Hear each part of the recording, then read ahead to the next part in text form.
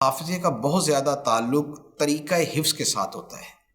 دعا کرنی چاہیے اور دماغی قوت کی جو غذائیں ہیں وہ کھانی چاہیے، جیسے بادام ہے، معروف ہے کہ بادام جو ہے وہ دماغ کو طاقت دیتے ہیں، یہ کھانے چاہیے۔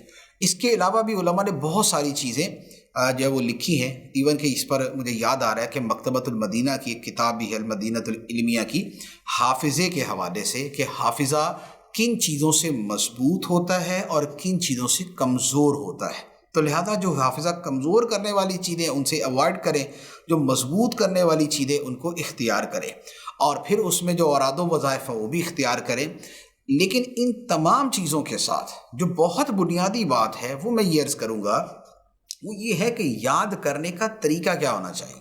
سب سے یوں کہہ لیں کہ بنیادی چیز یہ ہوتی، اگر یاد کرنے کا طریقہ صحیح کر لیا جائے تو اس سے بھی بہت ساری چیزیں یاد رکھنا آسان ہو جاتا ہے۔ امام بخاری رحمۃ اللہ علیہ کا حافظہ کتنا مشہور ہے کہ امام بخاری کو ایسے حدیثیں یاد تھی، ایسے حدیثیں یاد تھی، لیکن اس کے باوجود امام بخاری سے جب ایک مرتبہ سوال ہوا نا کہ آپ کو اتنا کچھ کیسے یاد ہو جاتا ہے، تو فرمایا کہ کتابوں میں بکثرت نظر ڈالتے رہنے سے، مراد یہ کہ بار بار پڑھنے سے یاد ہوتا ہے، بار بار پڑھنے سے یاد ہوتا ہے۔ ایک چیز آپ یاد کرتے ہیں تو اس کے لیے جو اصول بیان کیے ہیں، پہلا یہ ہے پڑھنا، دوسرا ہے اس کو سوچنا، تیسرا ہے اس کو دہرانا، چوتھا ہے اس پہ عمل کرنا، پانچواں ہے اسے دوسروں کے ساتھ شیئر کرنا۔ یہ 5 طریقے ہوتے ہیں۔ ان 5 طریقوں کو جمع کر لیا جائے تو یاد رکھنا آسان ہو جاتا ہے۔ مثال کے طور پہ میں نے صلاۃ التسبیح کا ایک طریقہ پڑھا۔ اب صلاۃ التسبیح کا طریقہ میں یاد کیسے رکھوں کہ یار وہ کتنی مرتبہ کہاں پر تسبیح پڑھنی تھی۔ اب اس کے یاد رکھنے کا طریقہ یہ، نمبر 1 میں پڑھوں، نمبر 2 میں اس کو سوچوں، نمبر 3 میں اسے دہراؤں، نمبر 4 میں خود صلاۃ التسبیح پڑھوں، اور نمبر 5 میں کسی کو یہ طریقہ بھی سکھا دوں۔ جب میں یہ 5 پہ عمل کروں گا تو 5 پر عمل کرنے کے نتیجے میں وہ شے مجھے زیادہ یاد ہو جائے گی۔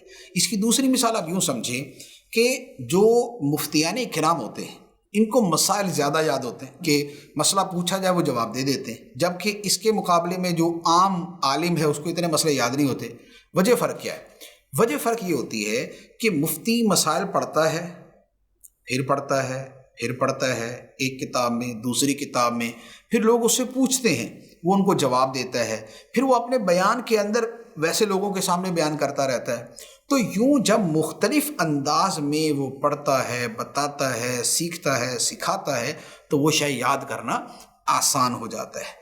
تو لہذا اس طرح کے جو یاد کرنے کے طریقے ہوتے ہیں نا، ان کو بھی فالو کرنا ضروری ہوتا ہے۔ اسی طرح شور شرابے میں یاد کریں گے تو کم یاد ہوگا، لیکن اگر پرسکون جگہ پہ یاد کریں گے تو زیادہ یاد ہوگا۔